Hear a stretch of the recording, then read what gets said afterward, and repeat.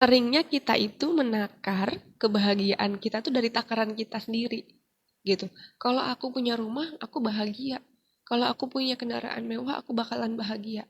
Sementara kalau nggak punya itu semua, aku nggak bahagia. Nah, itu kan kebahagiaan yang kita bikin dengan takaran kita sebagai manusia. Padahal kita ini nggak tahu apa-apa loh, teman-teman.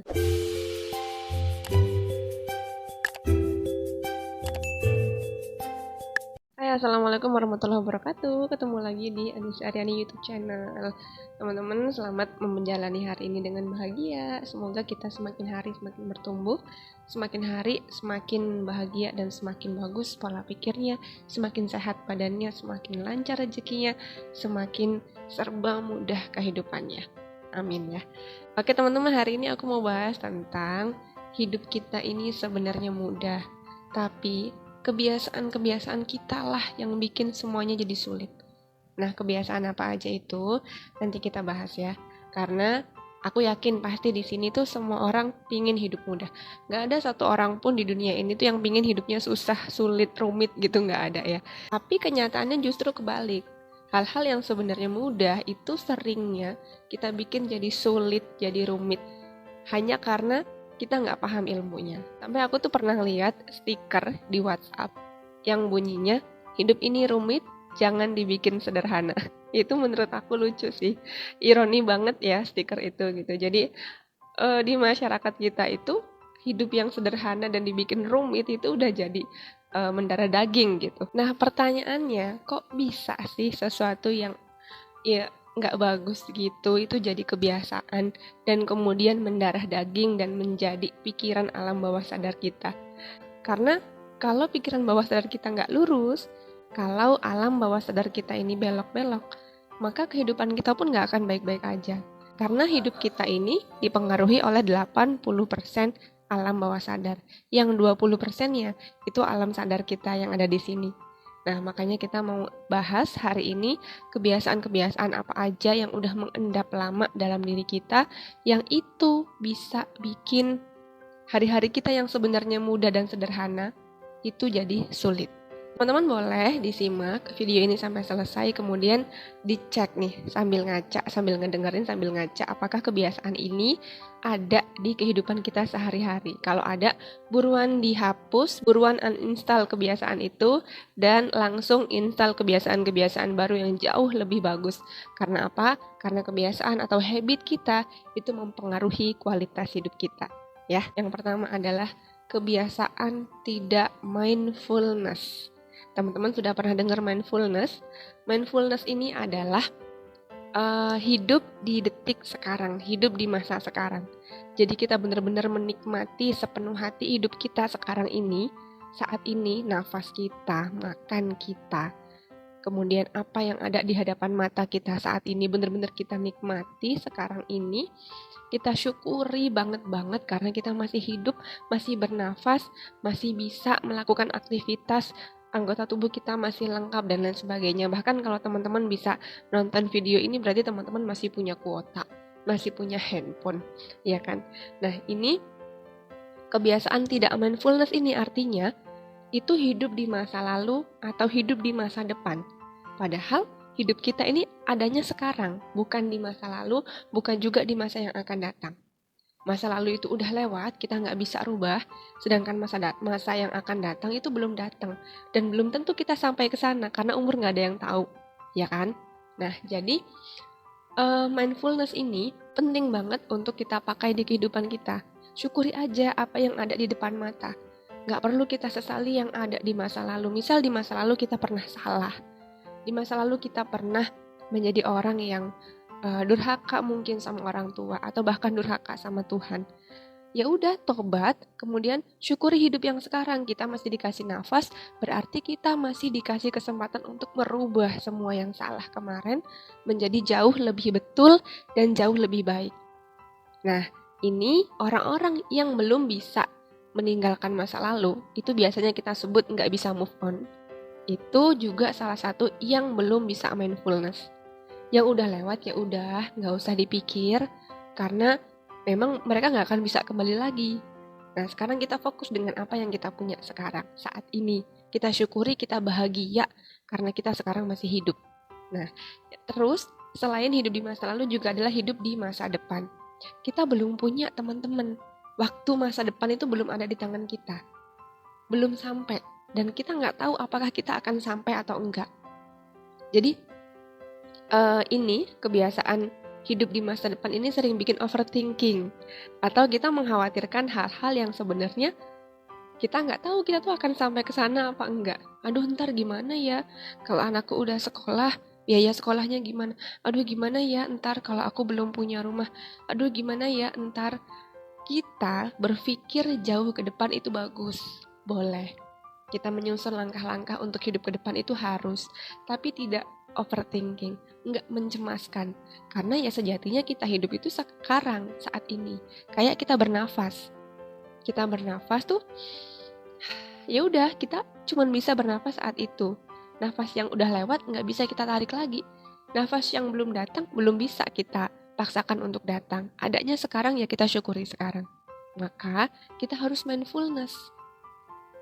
Apapun yang terjadi sekarang, itu tidak enakkah? Itu merepotkankah? Itu bener-bener bikin ngerasanya kayak sengsara kah? Nikmati, syukuri teman-teman. Karena semua yang Allah izinkan terjadi itu tidak pernah tanpa maksud. Semua ada maksudnya, dan semua itu untuk kepentingan kebaikan kita. Gak pernah Allah menciptakan sesuatu untuk bikin makhluknya sengsara, hambanya sengsara. Gak pernah. Semua untuk kepentingan kebaikan kita. Jadi, berbahagialah dengan hidup yang sekarang. Kalaupun sekarang kita dalam masa pendidikannya Allah, biar kita lebih hebat ke depannya, ya terima. Syukuri, rasakan, dan sadari.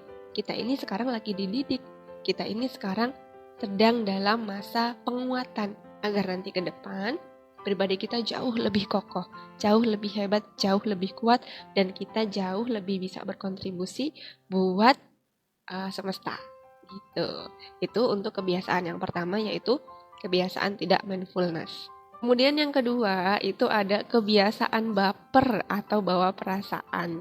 Ini kaum Hawa ya yang sering mengklaim katanya kan, kita kan perempuan, kita seringnya pakainya perasaan gitu-gitu. Padahal nggak begitu konsepnya, Besti. Betul bahwa perempuan itu perasaannya mungkin lebih halus dibandingkan laki-laki. Tapi bukan untuk mengklaim kelemahan-kelemahan. Ya, jadi betul kita diberi perasaan oleh Allah, tapi bukan untuk menjadikan perasaan itu pembenaran dari setiap kesalahan yang kita lakukan. Kita ini dikaruniai otak atau pikiran itu untuk mengontrol perasaan, teman-teman. Enggak semua hal dalam kehidupan keseharian kita itu harus pakai perasaan. Bahkan ada hal-hal yang memang enggak butuh perasaan. Jadi sesungguhnya posisi atau porsi perasaan itu adanya di bawah pikiran. Pikiran kita itu ada di atas perasaan. Apapun yang kita rasakan harus dikontrol pakai otak. Dikontrol, difilter, disaring pakai pikiran. Misal nih, ada temen yang bilang, lu digibahin tuh sama si A. Katanya lu begini. Secara perasaan, kita sebel. Kita kesel, apalagi ketika kita merasa difitnah atau kita merasa nggak seperti yang mereka katakan. Itu perasaan. Kalau kita nurutin perasaan, bisa aja kita langsung update di sosmed, nyindir, kemudian langsung chat orangnya, ngajakin berantem, ngelabrak, dan lain sebagainya. Itu kalau perasaan yang main. Tapi ketika pikiran yang main, ketika pikiran yang bekerja, maka kita akan cari tahu, benar nggak sih aku ini seperti yang mereka bilang? Bener nggak sih apa yang mereka katakan tentang aku? Kita introspeksi, kemudian ketika kita merasa enggak seperti yang mereka bilang, maka kita paham, kita yakin bahwa apa yang mereka lakukan itu mengurangi dosa kita, dan sedikit pun tidak mengurangi jatah kebaikan hidup kita. Dan nggak perlu khawatir, ya udah biarin aja, terserah mereka mau ngomongin aku apa. Karena aku menurutku nggak seperti yang mereka bilang, dan ya udah nggak mau urusan sama itu.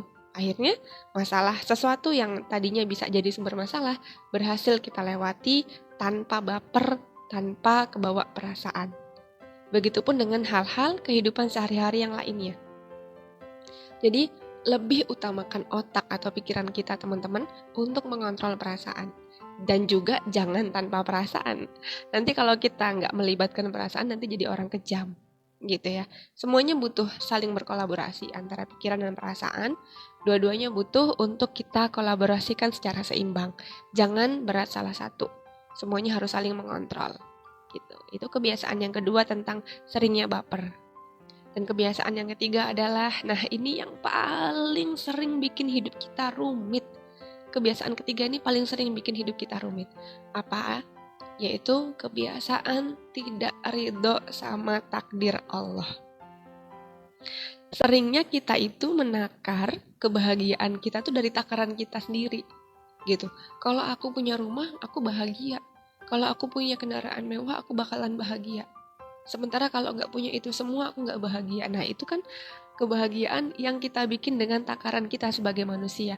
Padahal kita ini nggak tahu apa-apa loh teman-teman. Kehidupan kita 1 jam ke depan pun kita nggak tahu. Gimana kita bisa menakar kebahagiaan hidup kita yang kita belum tahu sampai mana ini. Gitu.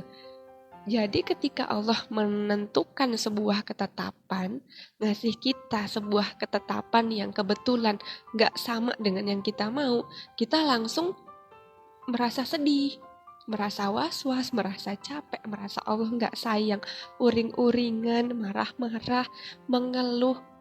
Padahal ketentuan Allah itu sudah pasti yang terbaik dan itu pas porsinya sama diri kita. Kok bisa sih kita nggak ridho? Kenapa sih kita nggak ridho? Karena kita nggak tahu. Karena kita nggak sadar bahwa ketetapan itulah yang paling baik untuk hidup kita. Kalau sekarang mungkin kelihatannya sengsara atau kelihatannya kondisinya kurang menyenangkan, itu untuk membuat diri kita ini qualified atau pantas untuk dihampiri oleh kesuksesan di masa depan nanti. Kita ini lagi dibangun nih, ibarat sebuah bak tampungan rezeki, ibarat sebuah bak tampungan kebahagiaan. Kita ini lagi dibikin jadi bak yang kokoh, yang besar, yang kuat, tidak mudah bocor, dan benar-benar berkualitas. Bisa bertahan selama bertahun-tahun, bahkan seumur hidup. Cuman, kita nggak sadar tuh, itu proses. Yang kita mau hasilnya doang gitu. Jadi pernah suatu malam dia itu WhatsApp aku, dia bilang dia lagi dalam kondisi bad mood yang luar biasa. Jadi masalah dengan suaminya juga dalam keadaan, hubungan dengan suaminya juga dalam keadaan belum baik-baik aja, dengan anak-anak pun begitu gitu. Setelah kita ngobrol-ngobrol, ternyata dia ini sedang was-was karena haidnya telat 2 hari. Jadi dia ini sedang takut hamil, teman-teman.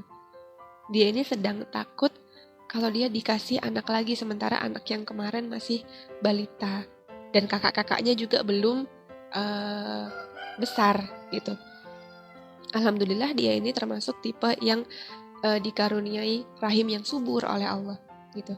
Waktu itu aku cuma bisa bilang gini, anak itu adalah rezeki dari Allah dan kita nggak bisa, itu di luar kuasa kita. Allah mau kasih kita atau enggak, itu di luar kuasa kita. Apapun yang di luar kuasa kita jangan digenggam. Kita nggak akan kuat, kita nggak akan mampu. Maka lepaskan, kasihin ke Allah, dan apapun nanti keputusan Allah, ketetapan Allah, hamil lagi atau enggakah, ridholah. Ridho aja, terima dengan ikhlas, terima dengan hati bahagia, karena Allah tahu kamu itu mampu. Karena ini sudah porsi yang paling tepat untuk hidup kamu. Waktu itu aku bilang gitu ya. Kita ngobrol banyak juga dan akhirnya dia bilang, iya ya, mungkin selama ini aku cuman overthinking aja, khawatir. Padahal kan ada Allah yang sudah pasti menjamin baik rezekinya, kehidupannya dan lain sebagainya. Memang yang paling utama yang sering bikin kita itu rungsing, rumit dengan hidup sendiri, itu adalah kita kurang ridho sama takdir Allah. Dulu aku juga ngerasa bahwa kok hidup begini amat sih gitu ya. Hal-hal yang aku temukan kok begini-begini mulu gitu. Itu waktu itu aku belum paham nih, ternyata ini proses pendidikan Allah. Kayak yang sekarang ini aku alami adalah aku punya bimbel di rumah untuk ngajarin anak-anak SD sampai SMP. Nah, di anak-anak SD yang kecil-kecil itu aku punya 3 murid istimewa. Istimewa dalam artian mereka memang punya kebutuhan khusus. Dan teman-teman bisa bayangin, aku yang seorang lulusan guru umum, aku yang seorang sarjana pendidikan umum, bukan sarjana pendidikan luar biasa ya, atau sarjana pendidikan yang fokus untuk murid-murid berkebutuhan khusus itu, sekarang berhadapan dengan anak-anak yang memang luar biasa gitu. Mereka sebenarnya bisa belajar secara normal dengan aku bisa, hanya memang butuh waktu yang lebih lama dan kesabaran juga metode yang lebih ekstra. Awalnya aku sempat ngerasa berat. Kok aku dikasih amanah anak-anak kayak gini ya gitu. Karena prosesnya itu ngajarin mereka itu jauh lebih berat daripada ngajarin anak-anak biasa. Nah, kemarin ada satu lagi murid yang masuk. Dia juga punya keistimewaan dibanding teman-teman yang lainnya. Saat itu aku baru ngerasa, oh ini pasti ada campur tangan Allah. Nggak mungkin Allah mengizinkan sesuatu terjadi tanpa tujuan. Pasti ada tujuan. Allah itu mempertemukan aku dengan anak-anak istimewa ini. Pasti ada tujuannya. Dan oke, aku ridho sama ketetapan Allah dan aku ikuti alurnya. Aku nurut, aku nggak mau ngeyel. Karena aku nggak tahu apa-apa nanti depan sana ada apa. Dan sekarang mari kita jalani prosesnya dengan penuh kegembiraan, keceriaan, nggak perlu merasa berat. Nah, 3 hal tadi itu yang sering bikin hidup kita ini sebenarnya gampang. Kalau kita nurut sama Allah, kalau kita tahu bahwa ini semua sudah diatur dan ini semua untuk kebaikan kita nggak akan pernah merasa berat. Serahkan semuanya ke Allah, balikin semuanya ke Allah. Sedikit aja ngerasa berat, balikin. Sedikit ngerasa berat, balikin. Ya, jangan menganggap tangan kita ini kuat, hati kita kokoh. Enggak, teman-teman. Kita ini rapuh, kecil, mudah patah. Jadi apapun yang Allah kasih, balikin. Apapun yang Allah kasih, minta pertolongan. Bahkan, untuk istiqomah pun kita butuh pertolongan Allah. Untuk menjaga hati tetap adem, tenang pun kita butuh pertolongan Allah.